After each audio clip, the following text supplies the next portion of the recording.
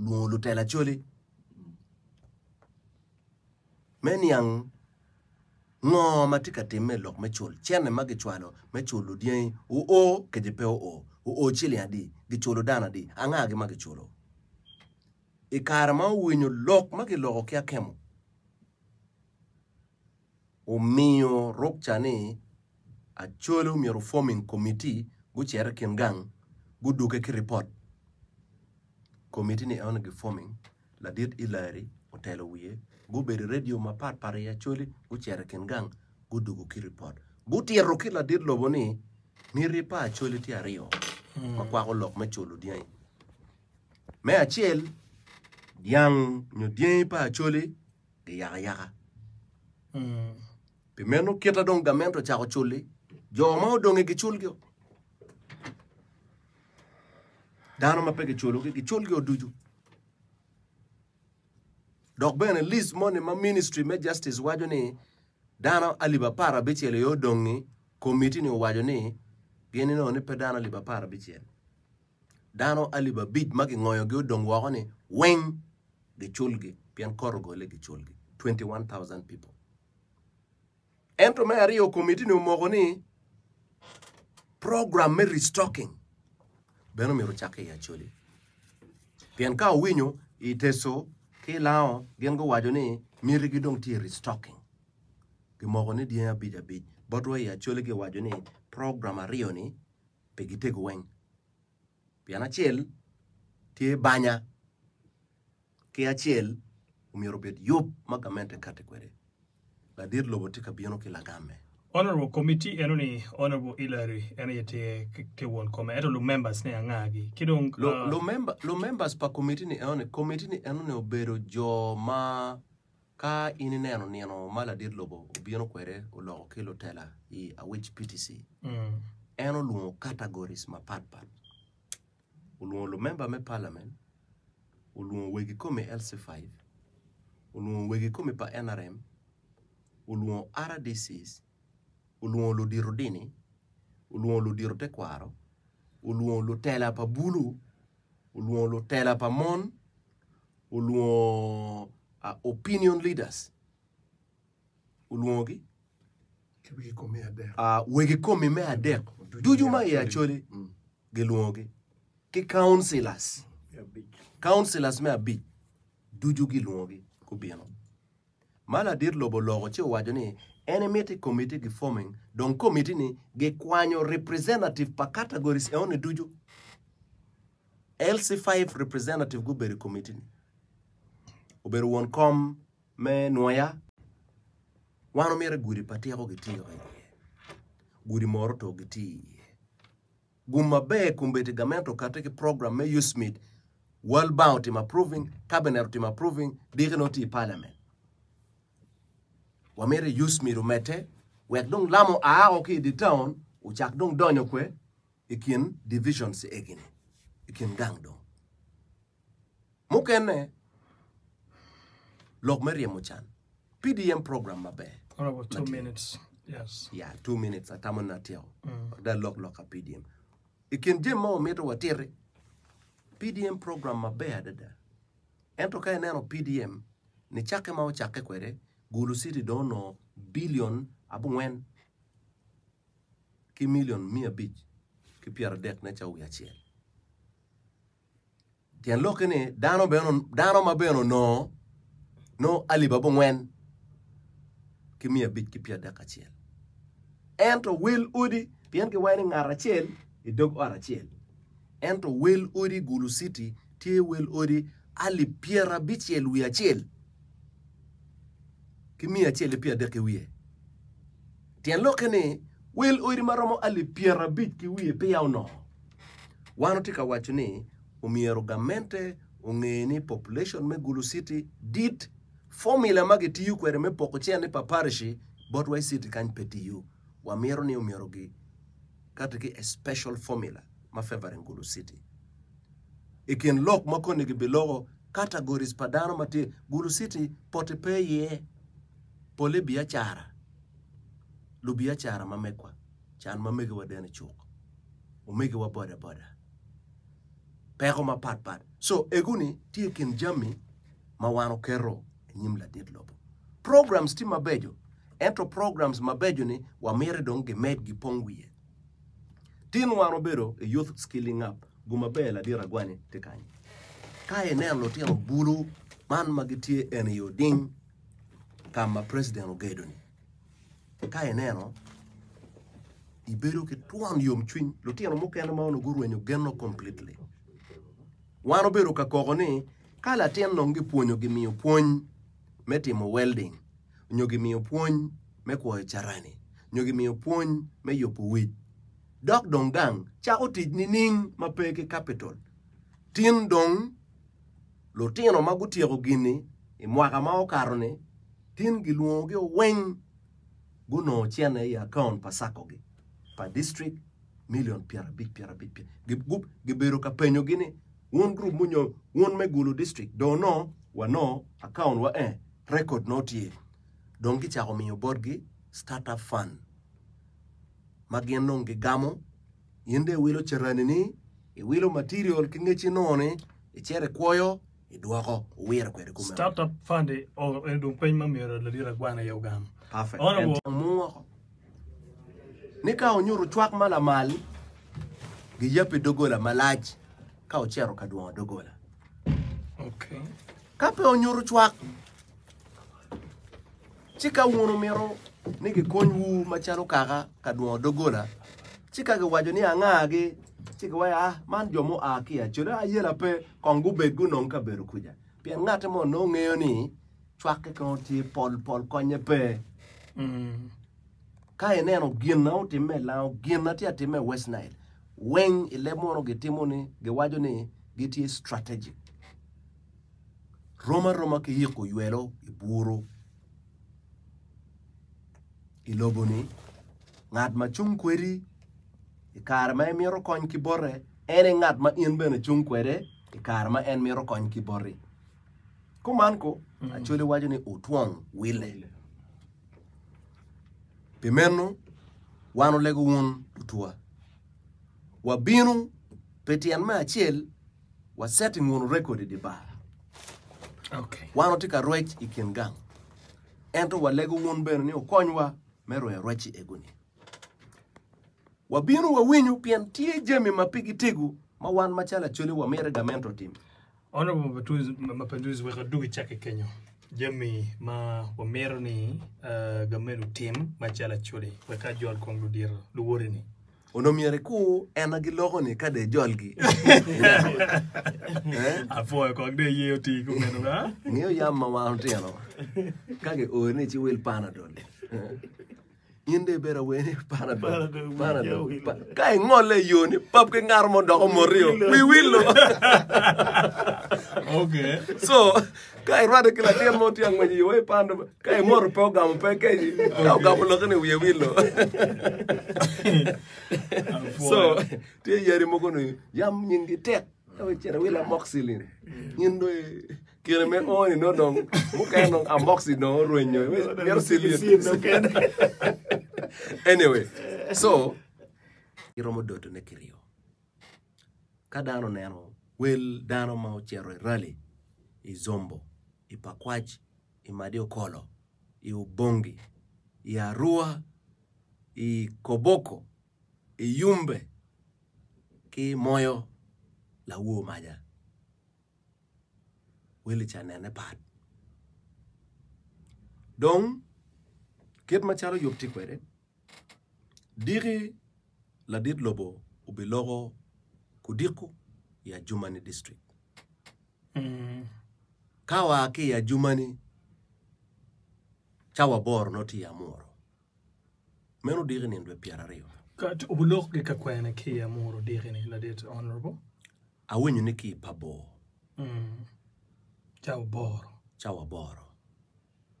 Meno no tiego rally ki a Jumani kadong donyi ya Acholi. Diri ni dong giru West Nile. Bere West Nile chochok chabera chiel. Ka otiego ki ya moro chawa boro diri inindwe piara rio wi achiel mano poro ichieng' ariyo. kudiko pero noya ka ologo ke luak menoya chawa boro noti yo moro district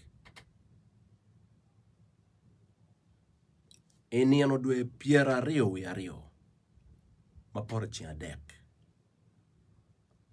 kudiko ubichago loki la mo district ka otiego loki luak me la mo district a bino igulu city chawa boro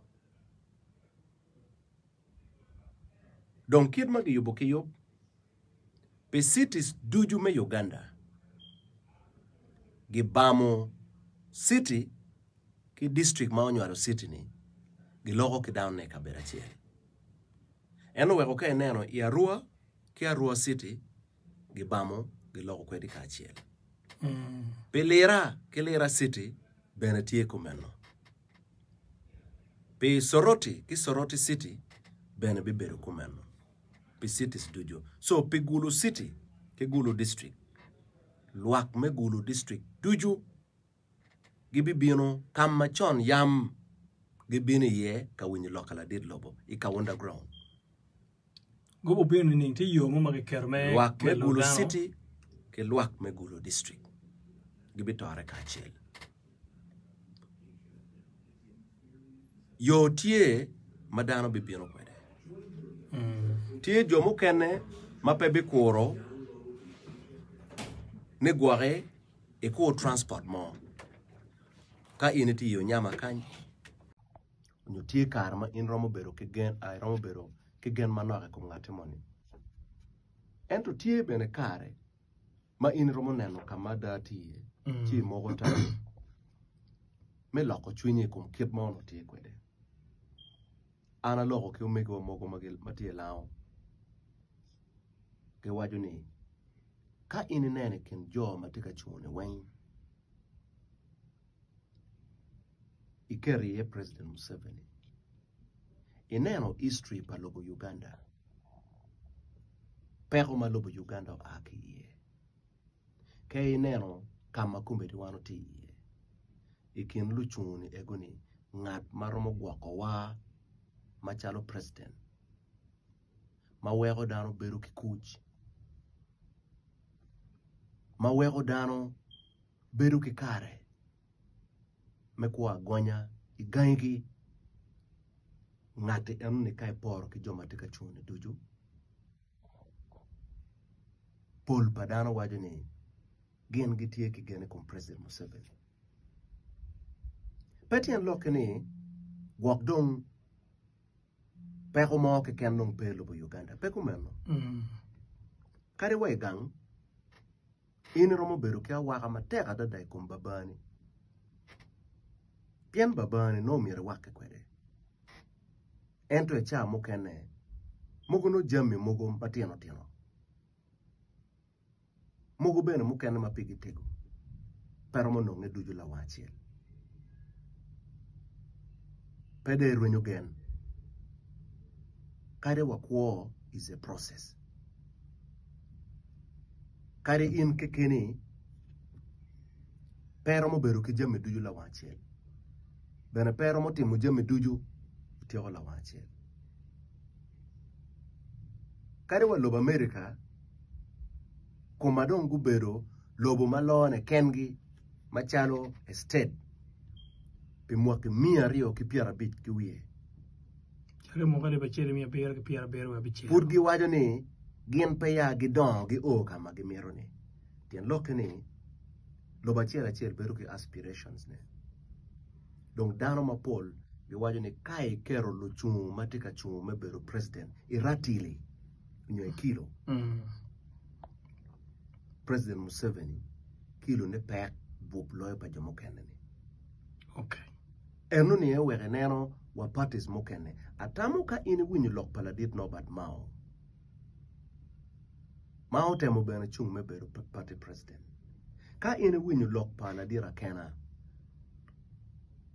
president pa UPC ka winyo lok pa Mathias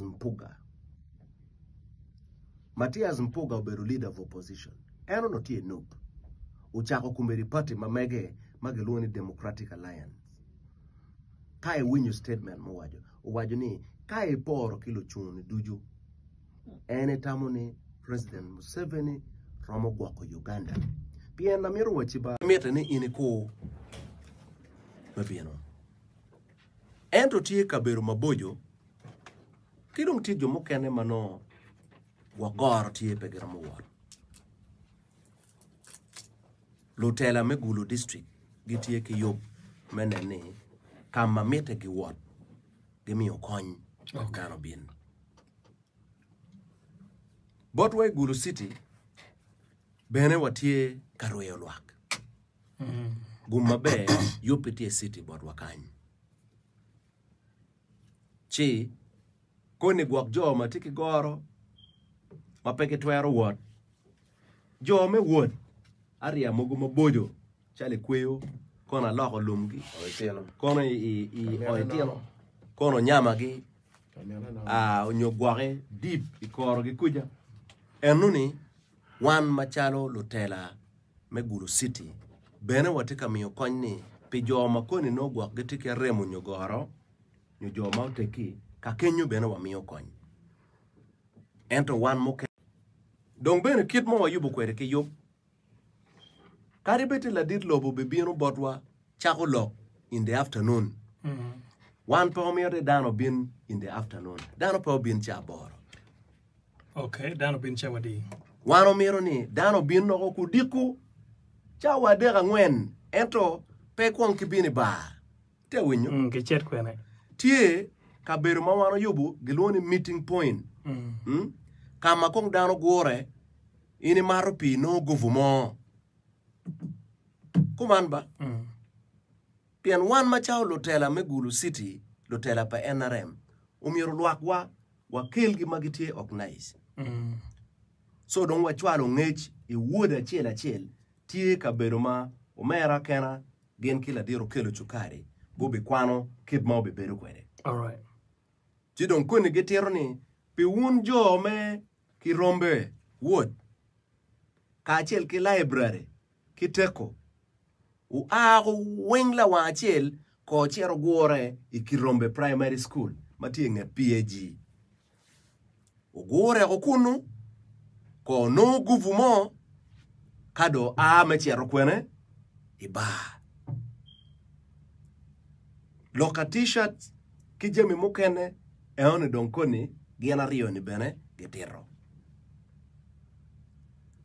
chewa yob wa zoning kamadano be gore ye mawa meruni kado gore go bai chawa ngwen no en guvumoni mamieteni inde noho o aki kuno bai chawa bit letes mechero kwe ka underground kade oe ka underground koni ladira kana genki ladit chukare gubi titi kai o kuno ngoma obitime.